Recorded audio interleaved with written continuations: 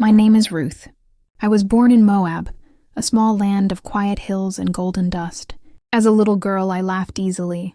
I ran barefoot through the fields, chased butterflies, and believed life would always be kind. But life changes. The rain stopped coming. The fields turned dry. The laughter of my childhood faded into silence. That was when strangers came to our land. A man named Elimelech, his wife Naomi, and their 2 sons. They came from a place called Bethlehem, looking for food and peace. One of them, Malin, was gentle. When he spoke, his voice felt like comfort.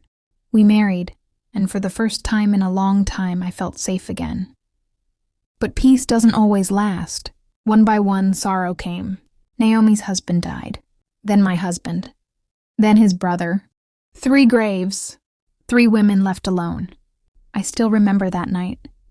The sky was dark, heavy with wind. I sat on the floor, hugging my knees, whispering into the silence. Why God? Why us? Why me? What did I do to lose everything I love? There was no answer, only my own tears falling onto the ground. Sometimes I tried to pray, but my voice broke.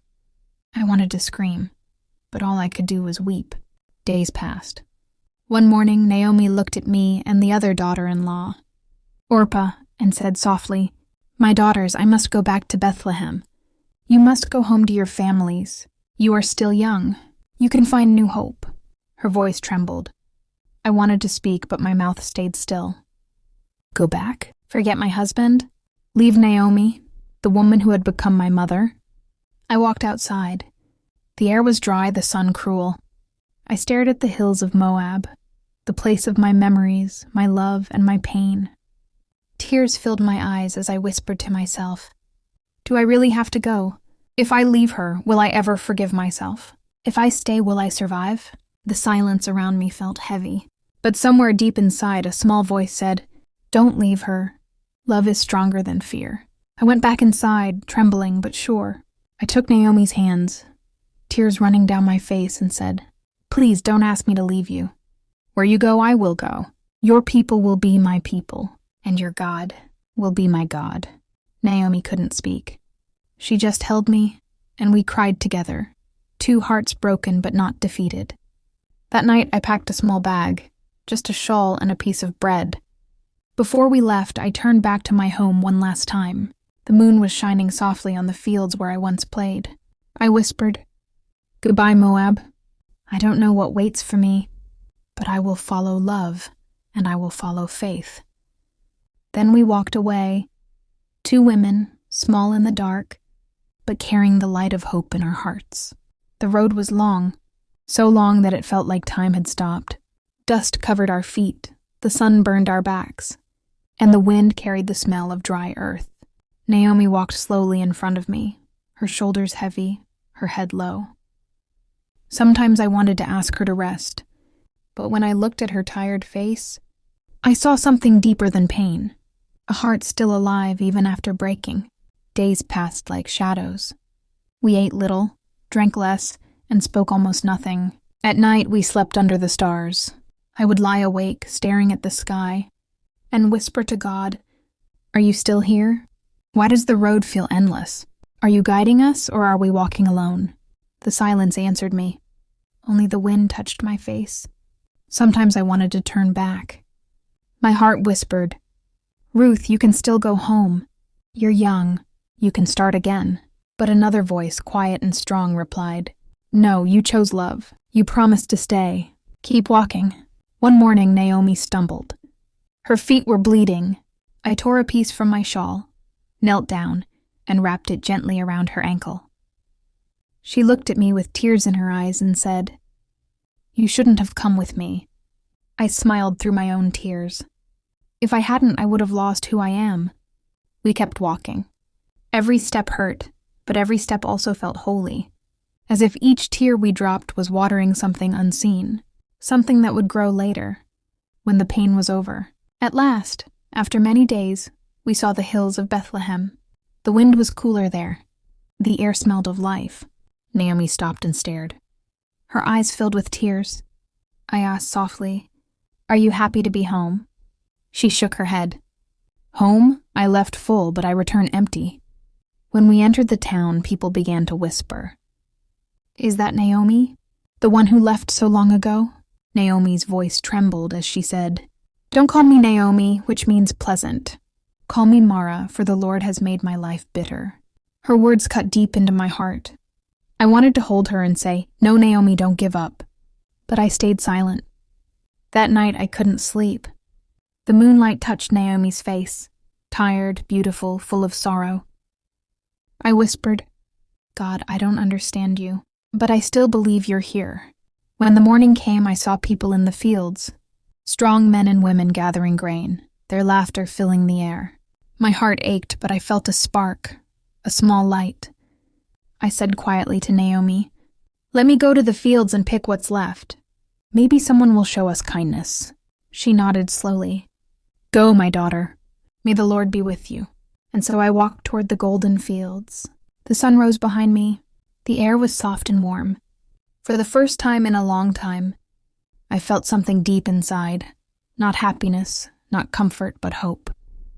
I didn't know whose field it was. I didn't know what the day would bring. But as I walked into the light, I whispered to myself, This is not the end. Maybe this is where my story begins. The sun rose gently that morning, painting the sky gold. I walked to the fields again, my feet sore but my heart steady. Each day I bent down to pick what the workers left behind. The grain was small, but every handful felt like a gift. Sometimes I whispered to myself, You're still here, Ruth. You're still standing. Then one day everything changed. A man came to the field, tall, kind, and calm. The workers greeted him with respect. His name was Boaz. When he saw me, he asked, Who is this young woman? One of the men answered, She is the Moabite who came back with Naomi. Boaz looked at me with gentle eyes. He didn't see a poor widow or a foreigner. He saw a woman trying to survive with faith. He said softly, Stay in my field. Don't go anywhere else. I told my men not to touch you. When you're thirsty, drink from what they draw. I was shocked. Kindness, real kindness, felt strange to me after so much loss. Tears filled my eyes. I knelt and said, Why are you so kind to me? I am not one of your people. Boaz smiled and answered, I know what you have done for Naomi. You left your home and your family to care for her. May the Lord reward you for your faith. His words entered my heart like light breaking through clouds. All this time I thought God had forgotten me, but maybe he was working in silence. From that day, I worked in Boaz's field every morning. He often came by, greeting me with warmth. Sometimes our eyes met, and for a moment I felt peace again. When I returned home that evening with a basket full of grain, Naomi's face glowed with joy. Where did you gather all this? She asked. When I told her about Boaz, her eyes filled with tears. Boaz, she whispered. My daughter, he is one of our closest relatives. God is showing us mercy again. Days passed, and Naomi said, My child, Boaz is a good man. You should speak to him. Maybe the Lord has a plan. That night, I prayed for courage. My heart raced, but I remembered the promise I made, to follow love, not fear.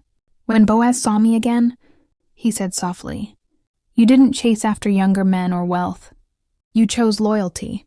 Don't be afraid. The seasons changed, and so did my heart. The woman who once cried in the dark now smiled in the sunlight. I had known pain, loss, hunger, but now I knew peace. Boaz kept his promise. He stood before the elders of the town and said, I will redeem Ruth. Those words echoed in my heart like music. For so long I had been called the foreigner, the widow, the one who lost everything. But now I was called by name, Ruth, the woman of faith. Our wedding was simple, but filled with joy. There were no riches, no decorations, just love, light, and gratitude. Naomi wept as she blessed us. Her eyes, once filled with sorrow, now sparkled again. She held my hands and said, My daughter, you were God's gift to me when I had nothing left. After some time, I felt a new life growing inside me. The same woman who had once buried her dreams was now carrying a promise. When my son was born, I cried like I never had before. Not from pain, but from thankfulness. I named him Obed, meaning servant of God. When Naomi held the baby, tears rolled down her wrinkled cheeks. She whispered, "Praise be to the Lord, who has not left us without hope today." The women of Bethlehem gathered and said, "Naomi has a son again." And I saw something I had never seen before. Naomi smiling without sadness. As I watched them, my heart spoke softly. God never forgot me. Even in silence, he was writing my story.